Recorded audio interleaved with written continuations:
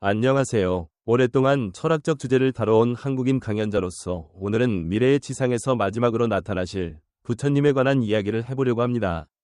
불교에서는 과거, 현재, 미래라는 세 시기에 걸쳐 수많은 부처님들이 계시다고 전해지는데 그중 과거 부처님을 대표하는 분으로는 연등고불이 자주 언급됩니다. 이 연등고불은 지상에서 처음으로 깨달음을 얻으셨다고 추앙받죠. 그리고 현재 시기에 부처님을 대표하시는 분으로는 석가모니 부처님이 잘 알려져 있습니다. 약 2600여 년 전 인도에서 깨달음을 얻으시고 열반에 드신 분이 바로 석가모니 부처님이십니다. 미래 시기에 나타나실 부처님으로는 미륵존불을 꼽는데 이 미륵존불이 바로 지상에 마지막으로 출현하실 부처님이라고 전해집니다. 미륵존불이 세상에 내려오시는 일은 아직 미래의 어느 시점에 일어날 일입니다. 그런데 불교 전승에 따르면 한 시대 안에서도 1000명의 부처님이 차례로 내려와 세상을 가르치신다고 해요. 이 1000명의 부처님들이 모두 인간의 수명이 점점 줄어드는 시기에 출현한다고 합니다. 인간의 수명은 한 세계의 시대 안에서 여러 주기를 겪는데 지금 이 시대에 우리가 모시는 부처님은 석가모니 부처님이며 그분이 세상에 오셨을 때 인간의 평균 수명은 100세였다고 합니다. 그리고 그 이후로도 수명은 계속 줄어드는 추세였다고 하죠. 이러한 쇠퇴기의 세상은 여전히 석가모니 부처님의 가르침이 펼쳐지고 있는 시기로 간주되며 우리가 흔히 말하는 천분의 부처님 중 네 번째가 바로 석가모니 부처님입니다. 석가모니 부처님 이전에 내려오신 분은 가섭부처님이고 그보다 앞선 두 분의 부처님이 더 계시며 미래에 내려오실 다섯 번째 부처님이 바로 미륵존불이라고 불리는 분입니다. 앞으로 시간이 흐르면 인간의 수명은 극도로 줄어들어 겨우 10살 정도밖에 살지 못하는 시기가 찾아올 것이라고 합니다. 그 시기에는 세상이 매우 혼란스러워지고 사람들의 몸집도 작아질 것이며 모두가 서로 공격적이고 적대적인 태도를 보일 거라고 전해지죠. 하지만 그러한 극심한 혼란의 시기를 지나면 다시 세상이 바뀌어 인간의 수명이 서서히 늘어나기 시작합니다. 사람들은 도대체 어떻게 하면 더 나은 모습으로 살 수 있을까 하고 고민하게 되고 그 시점에 미륵존불이 화신으로 나타나실 것이라고 합니다.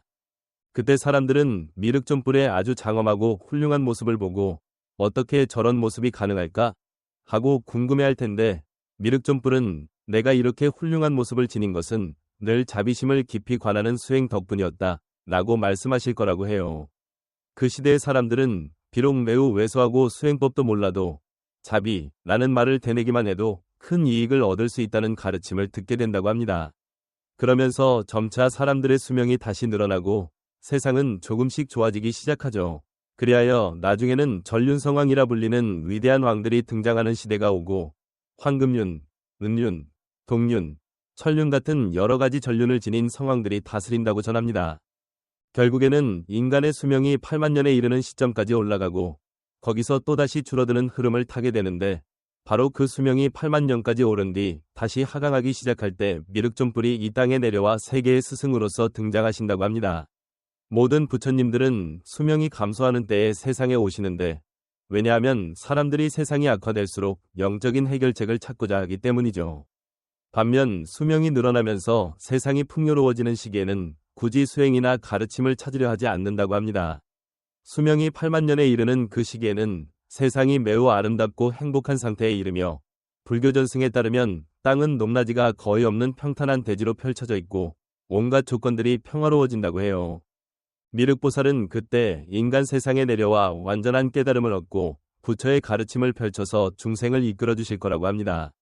석가모니 부처님께서는 6년간의 고행을 직접 몸소 보여주셨지만 미륵존불이 오시는 시대에는 그처럼 힘든 고행을 길게 펼쳐 보일 필요가 없다고 해요. 왜냐하면 미륵이라는 말 자체가 자비를 의미하기 때문에 미륵존불은 오랜 세월 동안 자비심을 깊이 닦아왔고 그것이 그 시대의 핵심 수행이 될 것이기 때문입니다. 미륵존불이 지닌 자비의 기도문을 사람들이 함께 외우기만 해도 큰 공덕을 얻고 그래서 세상의 상황이 개선된다는 전승이 있습니다. 지금 우리가 석가모니 부처님의 가르침을 충실히 따르고 있다면 미래의 미륵존불이 내려오실 때 가장 먼저 그분의 제자가 될 수 있다는 가르침도 전해지죠. 그렇다면 언제쯤 미륵존불이 가장 뛰어난 부처의 모습으로 이 세상에 오셔서 전 우주적인 스승이 되실까? 라고 궁금해하실 텐데 바로 아까 설명드린 대로 인간의 수명이 8만 년에 달했다가 다시 감소하기 시작하는 먼 훗날이라고 합니다. 다만 그와는 별개로 미륵존불의 보편적인 화신들은 이미 여러 모습으로 이 세상에서 중생을 이롭게 하고 있다는 믿음이 불교 전통에 이어져 내려옵니다. 미륵이라는 말은 자비로우신 분이라는 의미로도 해석되는데 어떤 전승에서는 무능승 혹은 아집타라고도 불리기도 합니다. 미륵보살은 장차 지상에 나타나 마지막 부처님으로서 세상을 구제할 것이라는 기록이 불교의 여러 전통, 즉 초기불교, 대승불교, 밀교 등에서 공통적으로 전해지고 대부분의 불자들은 이 예언을 미래에 실제로 일어날 일이라고 받아들이고 있습니다. 미륵이란 이름을 두고 전하는 설화도 있는데 처음부터 중생을 위해 고기를 먹지 않았다는 이야기도 있고 또 어떤 문헌에서는 미륵이라는 이름이 자비심이 거듭 태어나는 본성을 뜻한다고 설명합니다. 자비, 연민, 기쁨, 평정의 사무량심 가운데 특히 자비가 끊임없이 중생의 세계를 이어준다는 뜻으로 해석되기도 합니다. 또 다른 예언으로는 미륵하생경에 따르면 지금 미륵보살은 도솔천 내원궁에서 머무르고 계시며 이 세계가 9번째로 수명이 줄어드는 시대가 끝나고 10번째로 수명이 늘어나는 시대가 될 때 지상에 내려오신다고 합니다.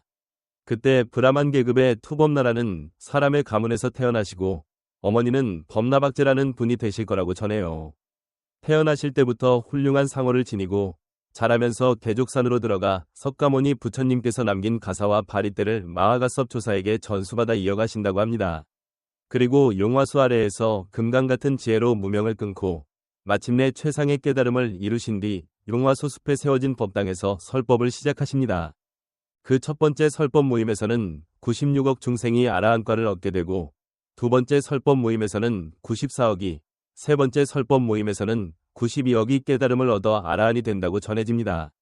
이를 가리켜 용화삼회라 부르는데 미륵존불께서는 6만 년 동안 설법을 이어가시며 무수히 많은 중생들이 수행을 통해 고통을 벗어나도록 이끌어주신다고 해요. 한편 중국 전통 불교에서 널리 알려진 미륵존불의 화신 가운데 하나로는 흔히 포대화상이라 부르는 분이 있습니다. 명주 지방 봉화연에서 활동하셨던 스님인데 천이나 자루로 만든 큰 자루를 어깨에 메고 시장이나 마을을 돌아다니며 사람들이 무엇이든 넣어주는 대로 다 담아 다녔다고 합니다. 가난한 사람들에게 경전을 설해주며 온갖 기이한 일을 보여주었고 도무지 정체를 알 수 없는 분이었기에 모두들 그저 포대화상이라고만 불렀습니다. 그러다가 어느 날 양나라 때의 한 시기에 앙림사라는 절에서 대중을 모아놓고 꼿꼿이 앉은 채 다음과 같은 개송을 말하고 입적하셨다고 전해집니다. 그 개송은 미륵이 본래 미륵이며 1100억 화신을 나타내도 언제나 그 시절 그 사람들을 만나지만 사람들은 그것을 알지 못한다 라는 의미를 담고 있다고 합니다.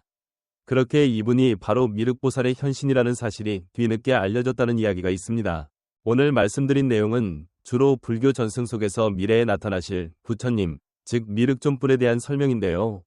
아직은 까마득한 미래 같지만 불교의 가르침에 따르면 이미 지금 이 순간에도 미륵존불의 자비로운 원력은 다양한 모습으로 작용하고 있을 수 있다고 합니다. 중요한 것은 석가모니 부처님의 가르침을 잘 따르고 우리 또한 자비심을 꾸준히 실천하는 것이 아닐까 싶습니다. 미래가 아무리 멀게 느껴져도 이 순간에 자비심을 기르고 수행한다면 언젠가 미륵존불이 오실 그때 가장 먼저 큰 가르침을 받을 수 있다고 믿으니까요. 감사합니다. 오늘 영상이 도움이 되셨다면 구독과 좋아요 부탁드립니다. 끝까지 경청해 주셔서 감사합니다.